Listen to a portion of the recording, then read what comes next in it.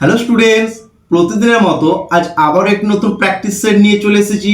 এই প্র্যাকটিস সেটে বাছাই করা কিছু প্রশ্ন রয়েছে যেগুলি সমস্ত স্টেট লেভেল এবং সেন্ট্রাল লেভেলের কম্পিটিটিভ এক্সামের ক্ষেত্রে হেল্পফুল হবে। শুরু করছি আজকের প্র্যাকটিস সেটের প্রথম প্রশ্ন। বিজয়নগরের সবচেয়ে বিখ্যাত শাসক কৃষ্ণদেব রায় কোন রাজবংশের অন্তর্ভুক্ত ছিল?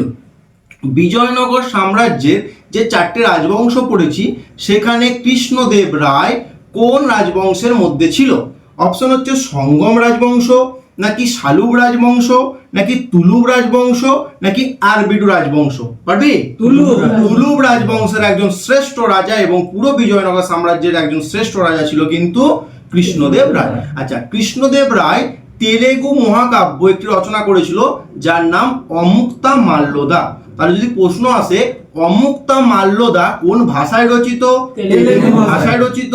কে রচনা করেছিল? কৃষ্ণদেব রায়। আরেকটি সংস্কৃত নাটক রচনা করেছিল যেটি হচ্ছে জাম্ববতী কল্যাণম। তাহলে যদি প্রশ্ন আসে জাম্ববতী কল্যাণম নাটকটি কে রচনা করেন? কৃষ্ণদেব রায়। আর যদি বলে কোন ভাষায় লেখা হয়েছিল? সংস্কৃত ভাষায়। আচ্ছা, কৃষ্ণদেব রায় কিন্তু কিছু উপাধি নিয়েছিল। কি কি? একটা হচ্ছে যবনরাজ স্থপনাচার্য, অন্ধ ভোজ, তারপরে হচ্ছে অন্ধ পিতামহ, আর হচ্ছে তোর অভিনব ভোজ। এগুলো কিন্তু সব তোর কৃষ্ণদেব রায়ের কিন্তু উপাধি ছিল। আচ্ছা, তিনি কিছু মন্দির নির্মাণ করেছিল। কি কি? না, ভিট্টল স্বামী মন্দির এবং হাজারা স্বামী মন্দির কিন্তু কৃষ্ণদেব রায় কিন্তু নির্মাণ করেছিল। কৃষ্ণদেব রায় কিন্তু মুঘল সম্রাট বাবরের সমসাময়িক ছিল। আচ্ছা, এবার জেনে নি যে সঙ্গম বংশটা হচ্ছে বিজয়নগর সাম্রাজ্যের চারটে রাজবংশের মধ্যে প্রথম রাজবংশ সঙ্গম রাজবংশ, যার প্রতিষ্ঠাতা কে ছিল? হরিহর এবং বুক্কা, দু ভাই ছিল। আচ্ছা, সঙ্গম রাজবংশের পর কোন রাজবংশ আসলো? সালুব, যার প্রতিষ্ঠাতা কে? সালুব নরসিংহ হচ্ছে বিজয়নগর সাম্রাজ্যের দ্বিতীয় রাজবংশ, তো সালুব রাজবংশের প্রতিষ্ঠাতা। আচ্ছা, এবার আছে তোর তুলুক রাজবংশের প্রতিষ্ঠাতা কে? বীর নরসিংহ। সঙ্গম বলছি, সালুব বংশের ছিল কি? সালুব নরসিংহ। আর তুলুক বংশের হচ্ছে কি? বীর নরসিংহ। এবং ওই রাজবংশের কিন্তু শ্রেষ্ঠ রাজা ছিল কৃষ্ণদেব রায়। আচ্ছা, শেষ রাজবংশ ছিল আরবিডু, যার প্রতিষ্ঠাতাকে তিরুমালা।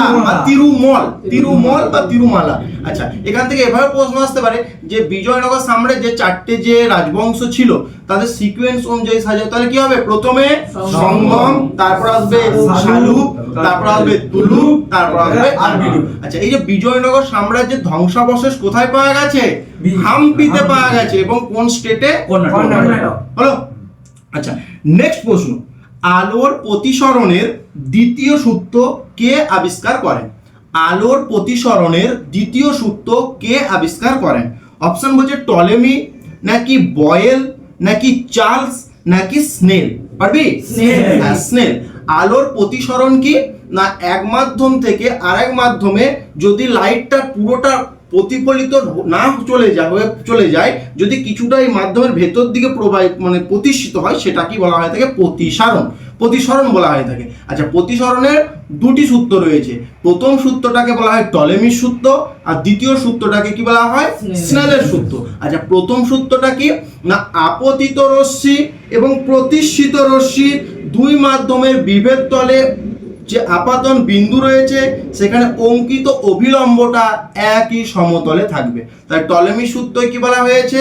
আপতিত রশ্মি এবং প্রতিষ্ঠিত রশ্মি দুই মাধ্যমের বিভেদ তলের আপাতন বিন্দুতে অঙ্কিত অভিলম্ব একই সমতলে অবস্থান করে, যেটা টলেমি সূত্র, এবং সেটাই হচ্ছে আলোর প্রতিসরণের প্রথম সূত্র। আচ্ছা, দ্বিতীয় সূত্র কি বলছে? না, আপতিত রশ্মি আর প্রতিষ্ঠিত রশ্মি তাদের যে কোণের অনুপাত সেটা কিন্তু সর্বদা ধ্রুবক হবে। কি বললাম? আপতিত রশ্মি বা আপাতন কোণের সাইন আর প্রতিষ্ঠিত কোণের সাইন সর্বদা কিন্তু কি হবে? ধ্রুবক হবে। হলো। এটা কি বলা হয়? তোর স্নেলের সূত্র বা আলোর প্রতিসরণের দ্বিতীয় সূত্র। এখান থেকে কিন্তু প্রতিসারাঙ্কর বিষয়টা চলে আসছে হলো। আচ্ছা, বয়েলের সূত্র কি না, বয়েল আর চার্লসকে এক করে পড়তে হবে, এই দুটোই কিন্তু তাপের চ্যাপ্টারে পাবো। বয়েলের সূত্র কি না, বয়েলের সূত্র হচ্ছে উষ্ণতাকে স্থির, উষ্ণতা স্থির। বয়েলের সূত্রে বলছে যদি উষ্ণতা স্থির থাকে কোনো নির্দিষ্ট ভরের গ্যাসের আয়তন তার চাপের সাথে ব্যস্তানুপাতিকভাবে পরিবর্তিত হবে। অর্থাৎ যদি উষ্ণতাটা স্থির রাখা হয়, কোনো গ্যাসের আয়তন যত আমরা চাপ দেব তত তার আয়তন কি হবে, কমবে। তাই বয়েলসের সূত্রে বলেছে যে স্থির উষ্ণতায় কোনো নির্দিষ্ট ভরের গ্যাসের আয়তন ওই যে চাপ দেওয়া হচ্ছে প্রযুক্ত চাপের ব্যস্তানুপাতে কিন্তু পরিবর্তিত হয়।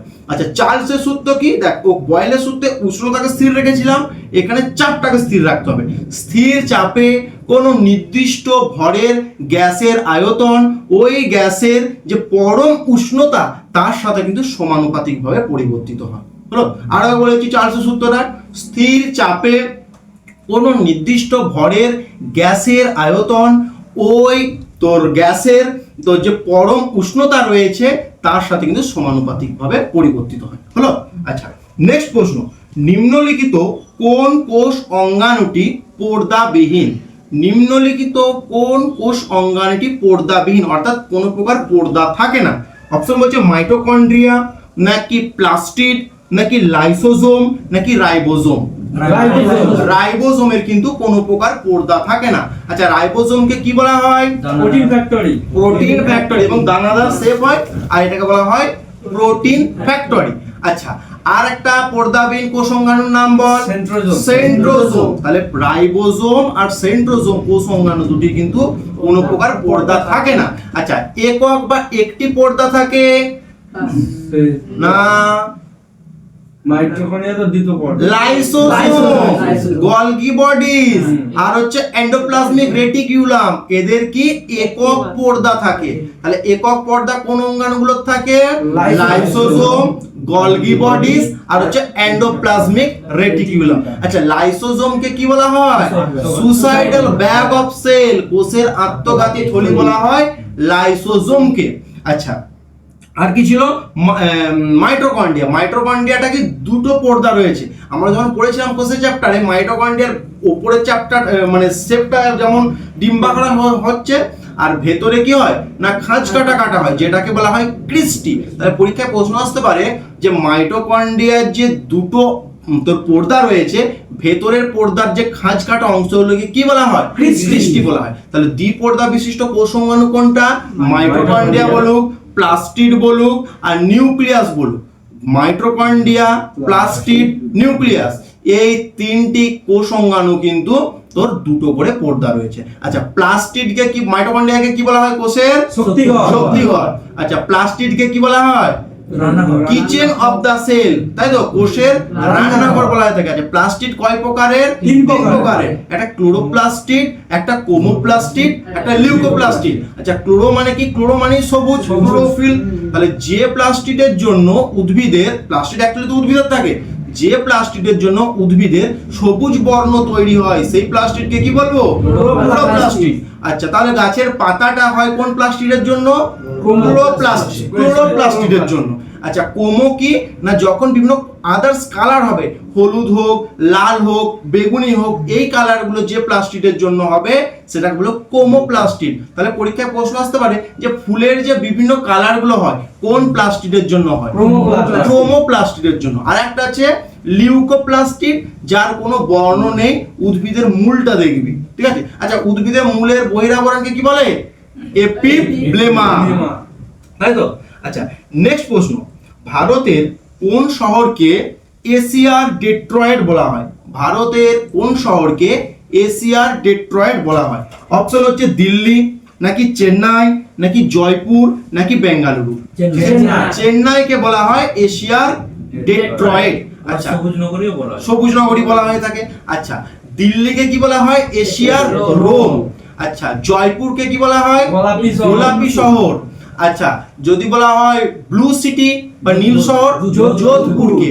আচ্ছা, যদি বলা হয় হোয়াইট সিটি, উদয়পুর। তাহলে তোর ব্লু সিটি বললে যোধপুর, হোয়াইট সিটি বললে তো উদয়পুর, আর হচ্ছে পিঙ্ক সিটি বললে কিন্তু জয়পুর। এই তিনটেই কিন্তু জয়পুর স্টেটে তো আছে, হলো এই জয়পুর বলছি রাজস্থান স্টেটে আছে।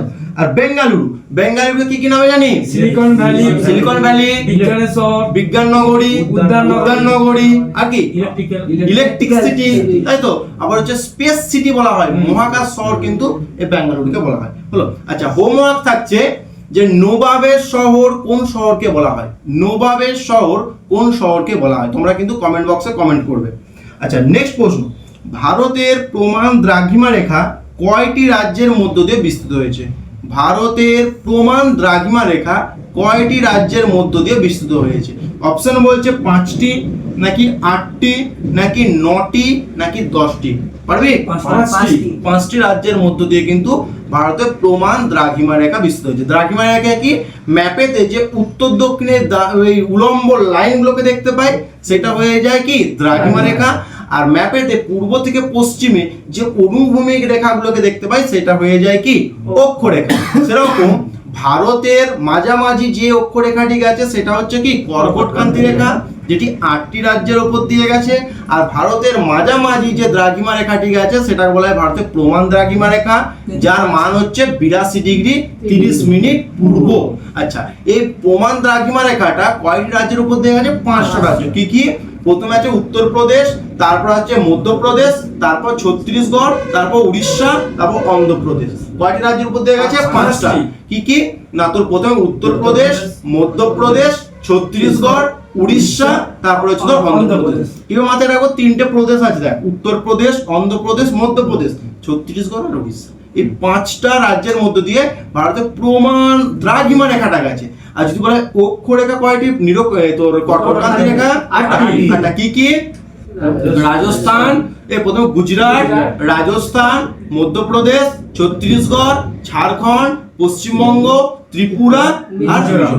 এই 8টা রাজ্যের মধ্য দিয়ে কিন্তু তোর কর্কটক্রান্তি রেখা গেছে। আর প্রমাণ দ্রাঘিমা রেখা যার মান হচ্ছে 82 ডিগ্রি 30 মিনিট পূর্ব, সেটা কিন্তু তোর এই 5টা রাজ্যের মধ্যে দিয়ে গেছে, হলো। আচ্ছা, নেক্সট প্রশ্ন, বিশ্ব যক্ষ্মা দিবস পালিত হয় কত তারিখে? বিশ্ব যক্ষ্মা দিবস পালিত হয় কত তারিখে? অপশন 25 এপ্রিল, 28 এপ্রিল, নাকি 24 মার্চ, নাকি 8ই মে? আর আবার বলছি, যক্ষ্মা দিবস 25 এপ্রিল, নাকি 28 জুলাই, নাকি 24 তোর মার্চ, নাকি 8ই মে? 24 মার্চ হচ্ছে কিন্তু বিশ্ব যক্ষ্মা দিবস বা ওয়ার্ল্ড কি টিউবারকুলোসিস ডে। আচ্ছা, আর তোর ম্যালেরিয়া দিবস কবে? 25 এপ্রিল। আচ্ছা, তারপর হচ্ছে হেপাটাইটিস 28 জুলাই হেপাটাইটিস। আচ্ছা, থ্যালাসেমিয়া 8ই মে, এবং 8ই মে তার একটা আছে কি বিশ্ব রেড ক্রস দিবস, বিশ্ব রেড ক্রস দিবস। আর বলে দিচ্ছি তাহলে 24 মার্চ কি যক্ষ্মা। আচ্ছা, 25 এপ্রিল কি ম্যালেরিয়া, 28 জুলাই কি হেপাটাইটিস। আচ্ছা, আর হচ্ছে 8ই মে কি থ্যালাসেমিয়া, এবং থ্যালাসেমিয়া আলাদা একটা, আর বিশ্ব রেড ক্রস দিবস, হলো। আচ্ছা, আর কি জেনে নি, তোর 14 নভেম্বর কি ডায়াবেটিস। 14 নভেম্বর শিশু দিবস নয়? তাহলে শিশুরা অনেক চকলেট আর খেয়ে তারা হচ্ছে ডায়াবেটিস করে দিয়েছে। 14 নভেম্বর হচ্ছে ডায়াবেটিস দিবস। আর ঠিক তার দুদিন আগে 12 নভেম্বর হচ্ছে নিউমোনিয়া দিবস, নিউমোনিয়া। আর 7ই এপ্রিল হচ্ছে বিশ্ব স্বাস্থ্য দিবস। আচ্ছা, এটা কেন করা হয় না 1948 সালের 7ই এপ্রিল ওই তারিখেই কিন্তু তোর যে বিশ্ব স্বাস্থ্য সংস্থা বা ওয়ার্ল্ড হেলথ অর্গানাইজেশন এটা কিন্তু প্রতিষ্ঠা হয়েছিল। এর জন্য 7ই এপ্রিল থেকে বিশ্ব স্বাস্থ্য দিবস পালন করা হয়। আচ্ছা, ওয়ার্ল্ড হেলথ অর্গানাইজেশন বা হু এর সদর দপ্তর কোথায়? সুইজারল্যান্ডের জেনেভাতে, হলো। আচ্ছা, নেক্সট প্রশ্ন, পঞ্চায়েত সমিতি গঠিত হয়, পঞ্চায়েত সমিতি গঠিত হয় অপশন হচ্ছে গ্রাম স্তরে, নাকি ব্লক স্তরে, নাকি জেলা স্তরে, নাকি রাজ্য স্তরে? কি হবে? ব্লক স্তরে। আচ্ছা, গ্রাম স্তরে কি গঠিত হয়? গ্রাম পঞ্চায়েত। আচ্ছা, সমিতিটা কোন স্তরে গঠিত হচ্ছে? ব্লক স্তরে। আর জেলা পরিষদরা কখন গঠিত হয়? কোন স্তরে? জেলা স্তরে গঠিত হয়। আচ্ছা, পঞ্চায়েতের যে প্রধান হবে তাকে কি বলা হবে? পঞ্চায়েত প্রধান। আচ্ছা, সমিতির যে প্রধান হবে তাকে কি বলবো? সভাপতি। আচ্ছা, জেলা পরিষদের যে প্রধান হবে তাকে কি বলবো? সভাধিপতি। আচ্ছা, এই যে 3 স্তর বিশিষ্ট পঞ্চায়েতি ব্যবস্থাটা পশ্চিমবঙ্গে কত সালে চালু হয়েছে? 1973 সালে। আচ্ছা, প্রথম পঞ্চায়েত ব্যবস্থার সূচনা করেছে কোন রাজ্য? রাজস্থানের নাগর ডিস্ট্রিক্ট। আচ্ছা, কত সালে? 1959 সালে। হলো? আচ্ছা, এবং পঞ্চায়েতের সাথে মানে পঞ্চায়েতি ব্যবস্থার উন্নয়নের জন্য বিশেষ বিশেষ কমিটি গঠিত হয়েছিল। সেগুলোর মধ্যে কি কি? যেমন তোর অশোক মেহতা কমিটি আছে, আর তোর বলবন্ত রায় কমিটি, এগুলো সব কিন্তু পঞ্চায়েতি ব্যবস্থার কি উন্নতির সাথে যুক্ত। হলো? আচ্ছা, নেক্সট প্রশ্ন, অশোকের কতগুলি মুখ্য শিলালিপি রয়েছে? অশোকের কতগুলি মুখ্য শিলালিপি রয়েছে বা মেজর রক এডিক্ট কটা রয়েছে? অপশন বলছে 7টি, নাকি 10টি, নাকি 13টি, নাকি 14টি? কি হবে? 14টি। আচ্ছা, এই 14টির মধ্যে 13টা কিন্তু সবচেয়ে বেশি ইম্পর্টেন্ট। 13তে কি লেখা রয়েছে রক এডিক্টটাতে? না, অশোকের কলিঙ্গে যুদ্ধের ইতিহাস কিন্তু 13 নাম্বার রক এডিক্টে রয়েছে। আচ্ছা, কলিঙ্গ যুদ্ধ কত সালে হয়েছিল? 261 খ্রিস্টপূর্বাব্দ। 261 খ্রিস্টপূর্বাব্দ হয়েছিল। কার সাথে হয়েছিল? অশোকের সাথে কলিঙ্গের রাজা শিশুগুপ্তের হয়েছিল, যেখানে কি তোর অশোক জয়লাভ করেছিল। এবং ওই যুদ্ধে তোর এত বিভৎস মানে হত্যালীলা হয়েছিল, সেটা দেখে কিন্তু অশোক চণ্ডাশক থেকে ধর্মাশকে কিন্তু রূপান্তরিত হয়েছিল। আচ্ছা, অশোকের শিলালিপি কে পাঠ উদ্ধার করেন? James Prinsep. জোসেফ নয়, জেমস প্রিন্সেপ। কত সালে? 1837 সালে। 1837 সালে জেমস প্রিন্সেপ অশোকের শিলালিপি কিন্তু সর্বপ্রথম পাঠ উদ্ধার করেন। আচ্ছা, ওই অশোকের শিলালিপিগুলো কোন ভাষায় রচিত? কোন ভাষায়? প্রাকৃত। বামরি খরচটি গুলো হচ্ছে লিপিতে চলে আসে। হলো? আচ্ছা, নেক্সট প্রশ্ন, পুরাণ অনুযায়ী বিষ্ণুর পঞ্চম অবতার কোনটি? পুরাণ অনুযায়ী বিষ্ণুর পঞ্চম অবতার কোনটি? অপশন বামন, নাকি বরাহ, নাকি পরশুরাম, নাকি কল্কি? বলছি, বামন, বরাহ, পরশুরাম, নাকি কল্কি? বামন। বামন। আচ্ছা, 10টা অবতারের নাম বলতে পারবি? কিছু পারো তো বল। মৎস্য, কুর্ম, আর বরাহ। মৎস্য, কুর্ম, বরাহ। তারপর